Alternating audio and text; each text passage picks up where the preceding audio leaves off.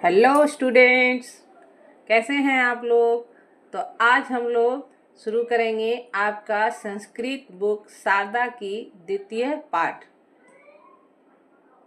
जिसका नाम है सुखस्य मूलम धर्मः धर्मस्य मूलम अर्थ। अर्थात सुख का जो मूल है, सुख का जो आधार है वो धर्म है, और धर्म का जो आधार है वह अर्थ है। अच्छा, यहाँ पे अर्थ का क्या मतलब है? यहाँ अर्थ का मतलब है धन से। सुख का आधार धर्म है और धर्म का आधार धन है, अर्थ है, संपदा है। ठीक है, चलिए अब यहाँ से स्टार्ट करते हैं। भारतीय धर्म शास्त्रेषु अनेकः सूक्तया विद्यन्ते। भारत के धर्म के अनुसार, धर्मशास्त्र के अनुसार अनेक सूक्तियाँ विद्यमान है, अनेक बातें विद्यमान हैं। या मानव जीवनस्य यथार्थ तत्वं प्रतिपादयन्ति, जो कि मनुष्य के जीवन की सच्चाई को बतलाती है, मनुष्य के जीवन के यथार्थ से हमें अवगत कराती है। तैस्वेकं प्रसिद्धं सूत्ररूपं वाक्यं कौटिल्यस्य अर्थशास्त्रे अस्ति। उनमें से प्रसिद्ध कौटिल्य को आप लोग जानते हैं। कौटिल्य का नाम था चाणक्य। हाँ, तो चाणक्य के अर्थशास्त्र में एक प्रसिद्ध सूत्र दिया हुआ है। उनमें से एक प्रसिद्ध सूत्र चाणक्य के अर्थशास्त्र में दिया हुआ है। वह सूत्र क्या है? सुखस्य मूलम धर्म, धर्मस्य मूलम अर्थ, जो कि सुख का आधार धर्म है, धर्म का आधार अर्थ है। अस्य आशयः अस्ति यत् वास्तविक सुखस्य आधारा धर्मः। इसका आशय है कि वास्तविक सुख का जो आधार है, हमारे जीवन का जो वास्तविक सुख का आधार है वह धर्म है। धर्म पालनस्य च आधार अर्थ, और धर्म का पालन करने का जो आधार है वह अर्थ है। ठीक है, तो सुख का आधार क्या है? धर्म है, और धर्म का आधार है अर्थ। अर्थ मतलब धन। अर्थ इत्युक्ते धनं यत् सर्वविधस्य आजीविकाव्य व्यवहारस्य प्रमुखं साधनम।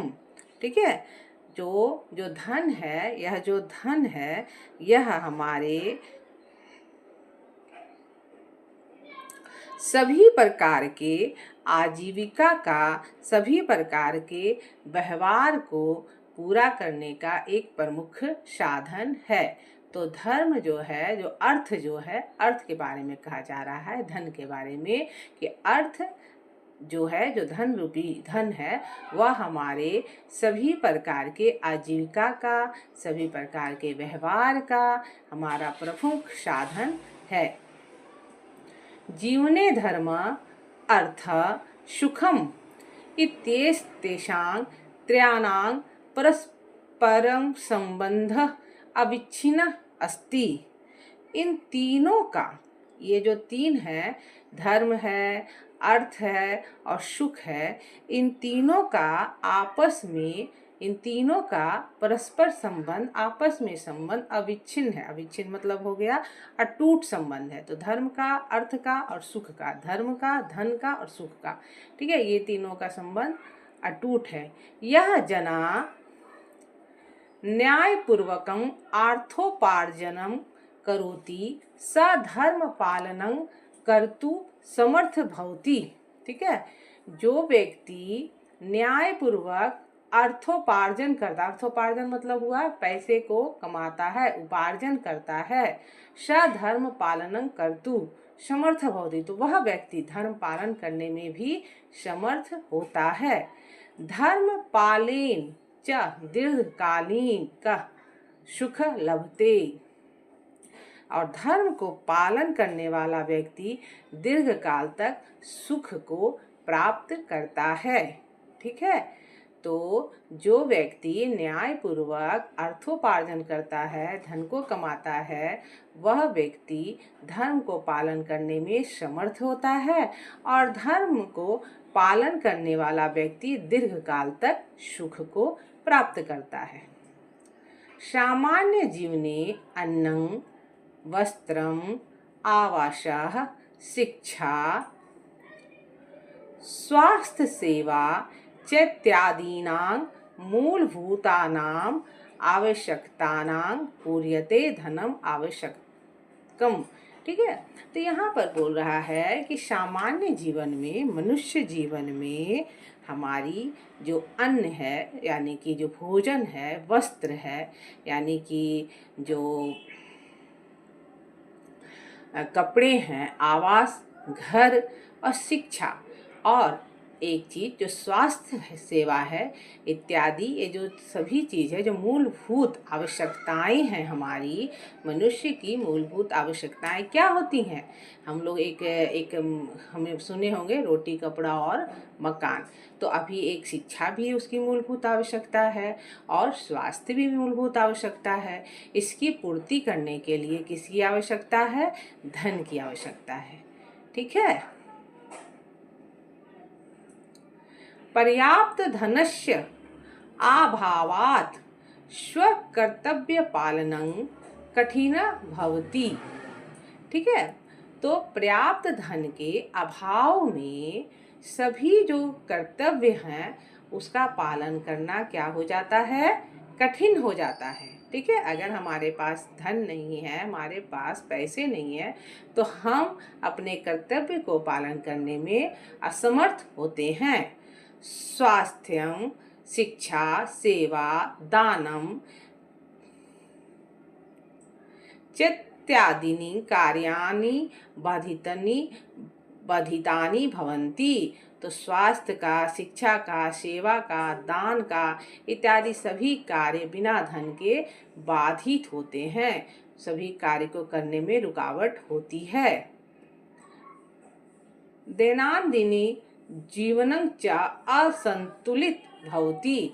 दैनिक जीवन में जो हमारा जो दैनिक जीवन है वह उसके सभी कार्यों को करने में असंतुलन हो जाता है। अतः धर्मशास्त्रेषु चतुर्वर्गेषु धर्मार्थ काम मोक्षेषु अर्थ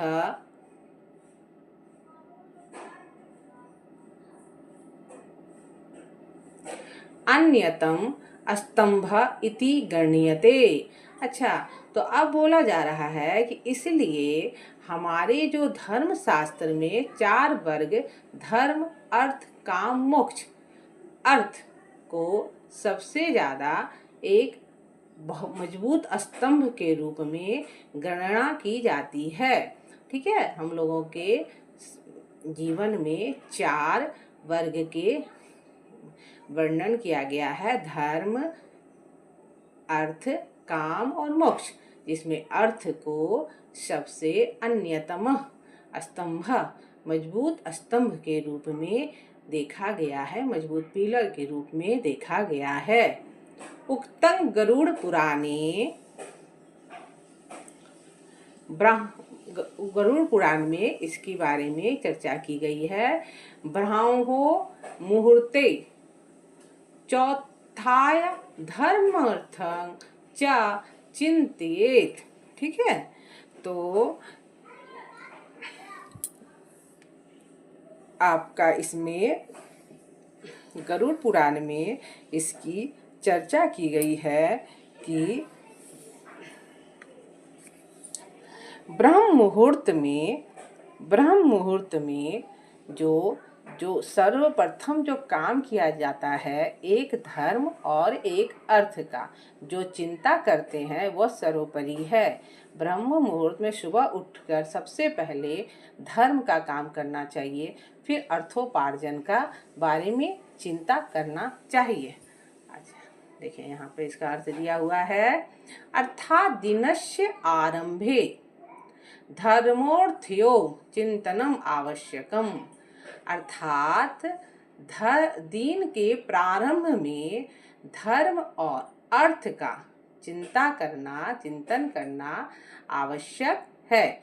आप लोगों ने देखा होगा कि हमारे जो भारत में हम लोगों का जो रूटीन है, हमारा जो सुबह का जो दिनचर्या है, आप प्रायः सभी घरों में देखेंगे सुबह उठने के बाद हम सभी घर के जो बड़े बुजुर्ग हैं, जो कि हमारे पेरेंट्स हैं, नहा वहा के सबसे पहले पूजा पाठ करते हैं और उसके बाद अपना तैयार होके अपने अपने जो बिजनेस करते हैं, बिजनेस में जिस पेशे में हैं उस पेशे के लिए सभी अपने अपने काम के लिए रवाना हो जाते हैं। तो यह गरुड़ पुराण में कहा गया है कि दिन का प्रारंभ में धर्म और अर्थ का चिंतन करना आवश्यक है।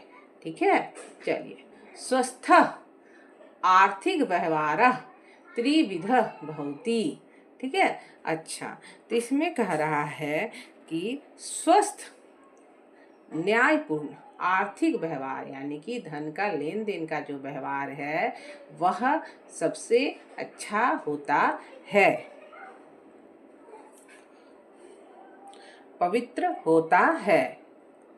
न्यायपूर्णम अर्थोपार्जनम। अच्छा, अब इसमें एक तो है कि न्यायपूर्णम अर्थोपार्जनम, कि न्यायपूर्वक, ठीक है, न्यायपूर्वक ईमानदारी से जो धन को कमाया जाना चाहिए। चलिए, सन्मार्गेण एव धनार्जन करणीयम इति उक्तं भगवतः मनुना। तो मनु जो है उन्होंने कहा कि ईमानदारी कि सभी प्रकार के पवित्रता से, सभी प्रकार के मार्ग से धन को प्राप्त करने का धनार्जन करणीयम इति उक्त भक्त भगवता मनुना के द्वारा, मनु के द्वारा यह वर्णन किया गया है। सर्वेषामेव शोचानाम नामार्थ शोचं परं स्मृतम् योर्थे शुचिः शुचिर्ण मृदारी शुचि। ठीक है, तो सभी प्रकार की पवित्रता में धन को ईमानदारी से कमाने की जो पवित्रता है सबसे उत्तम है। ठीक है, तो हम लोग कहते हैं ना कि सभी सबसे पवित्र है, सबसे शुचि माने पवित्रता, तो सबसे ये पवित्र है, तो नहीं, सबसे पवित्र अगर दुनिया में कुछ है तो ईमानदारी से कमाने का जो धन की जो प्रक्रिया है वह सबसे पवित्र है, वही असली पवित्रता है।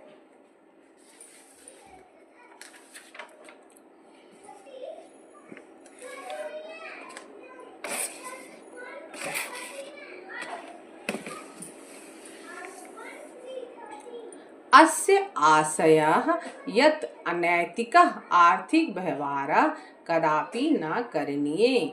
इसका अर्थ है कि कभी भी अनैतिक रूप से, गलत तरीके से आर्थिक व्यवहार, धन का लेन देन न करें। ठीक है, मां गृधः कश्चिदन्नम्, मां गृधः कश्चिदन्नम् इति उपनिषदः वाक्यं सतत मनसि निधाय स्वकौशलेन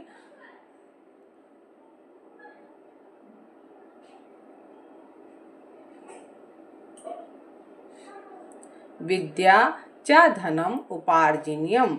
ठीक है, तो कभी भी किसी के भी धन का लोभ ना करो, कभी भी किसी दूसरे के धन का लोभ ना करो। अपने कौशल से, अपने कर्म से, अपने जो आपके अंदर जो भी आपका गुण है उसके द्वारा आप धन को, विद्या को, धन को उपार्जनीय बनाना चाहिए। चलिए, अब नेक्स्ट है औचित्यपूर्ण व्यय।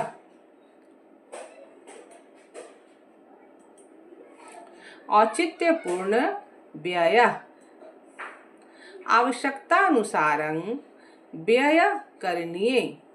आवश्यकतानुसारं व्यय करणीय। तो औचित्यपूर्ण व्यय का मतलब हो गया कि समझदारी से जरूरत के हिसाब से खर्च करना।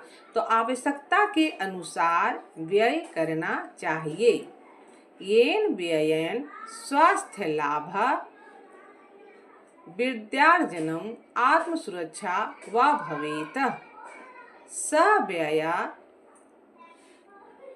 अवश्य करणीय। मतलब जिस व्यय से, जिस खर्च से स्वास्थ्य लाभ होता है, विद्या की प्राप्ति करने में जो खर्च किया जाता है, जिसका खर्च आत्म सुरक्षा के लिए किया जाता है, वह व्यय अवश्य करना चाहिए। आडंबरपूर्ण प्रदर्शनकारी व्ययः अथवा विलास व्यसनाय व्यय अपव्यय भवति। अपव्यय भवति।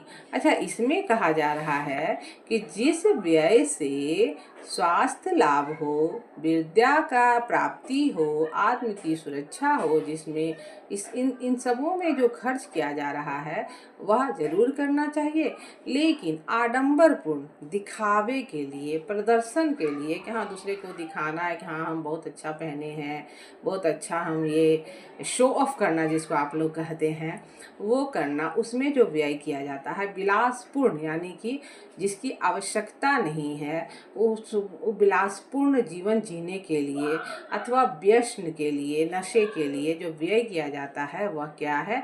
अपव्यय है। अपव्यय वर्जनीय। अपव्यय जो है वो क्या है? वह वर्जनीय है, वो त्याग्य है, त्याग करने योग्य है। अतः प्रत्येकं व्यय लेख स्थापनीय। माने इसलिए कि हम जो व्यय कर रहे हैं वह कहाँ कर रहे हैं, क्या कर रहे हैं, इसकी एक जानकारी प्राप्त करने के लिए हमें प्रत्येक व्यय को लिखना चाहिए, प्रत्येक खर्च को हमें लिखना चाहिए। अन्ते च तेषां परिशीलनं करणीय। अन्ते च तेषां परिशीलनं करणीय। ठीक है। अच्छा, और अंत में क्या करना चाहिए? अंत में जब हम लोग लिख लेते हैं उसके बाद हिसाब लगाना चाहिए।